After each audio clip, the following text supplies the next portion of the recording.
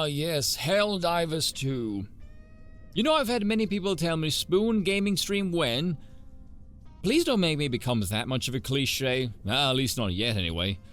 I don't know, the idea of gaming and getting watched or paid with super chats just doesn't sit well with me. Which doesn't make a lot of sense, seeing as I'd play Fallout New Vegas. I prefer the term autocrat. I have no idea who I will side with in the Mojave. Apparently this was the reason for Starship Troopers making the rounds again, because there's a lot of overlap between the film and Helldivers 2. Weapons and bugs and a hell of a lot of destruction and pro-human forces whooping ass. Naturally, I approve. I mean, yesterday I did advocate for the extermination of an entire species and called it based. They want to kill us, bollocks to them. I do not care. I am pro-human, imperial conquest and colonialism and what have you. Now, one of the things that went viral on the Twitter was this, and Lord, I pray this isn't hit with a copyright strike.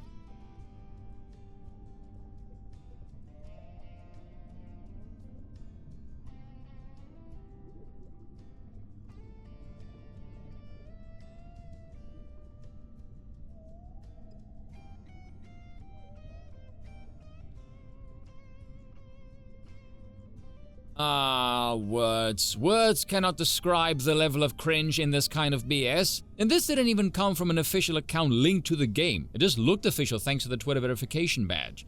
Needless to say, it was mercilessly ridiculed, as it rightfully should be.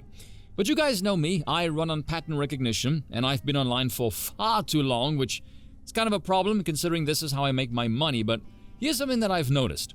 At this point in time, here is what fascism has come to mean. Any and all violence, whether it's offensive or defensive, especially when it's sanctioned by the state. Not permitting absolute and unfiltered degeneracy. Having standards, not looking like the Michelin Man, for example. Pushing any legislation that isn't explicitly drowning in leftism. And of course, not having democracy, which makes the game that much funnier.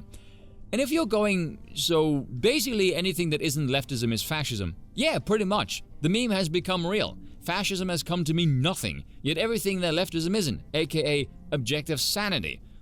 Which as far as politics is concerned is kind of disturbing. Needless to say, fascism is now nothing more than a reactionary slogan in the quite literal sense when they see anything to the right of Mao. Cringe galore. The game doesn't need any help in that department. It's got enough of that without needing outside help. This is just from my perspective though. Because I'm not an idiot and I'm old enough to remember this time period, having lived through it. I was watching the trailer earlier, themes of liberty, freedom, spreading democracy, or managed democracy. I mean, my word, replace the automatons and bugs with Middle Easterners, slap on a bald eagle on the American flag, and phew, we're going full Iraq war over here. I can already hear the voice of W in the back of my head. It's very reminiscent of the early 2000s American foreign policy. But that's as far as the cringe goes for me. Still, it annoys the lefties, which is always highly amusing. And speaking of that, I saw Arch's video on this, and a whole bunch of people got banned from, I believe, the Steam forums for nagging the joint about rainbow representation, and the forums all got locked. I also think a bunch of people got kicked from the Discord servers as well for similar things, which is absolutely base, more so than I think people give the PR team credit for. Even Arch said, him leaning more to the center, he thinks this is the best. And I kind of disagree with that, but for different reasons, so I'll try to explain. How you look at this doesn't matter, because the left are far more aggressive here, so you have to look at it from their perspective. And this is a Curtis Yarvin line. The left are absolutely totalitarian. On some level, these people know they are hated, and the right is the absence of left. So in their mind, the fact that this place isn't catering to their ideology at all means it is a breeding ground for something that opposes them. That is absolutely how they see this. It is a total warfare game. There is no neutral ground, ever. Again, really good line by Yarvin. Create greatness as if your enemies don't even exist. There are two ways and only two ways of beating them. Ignoring them is not one of them, and neither is appeasing them. It's either besting them or making them irrelevant. And that's it.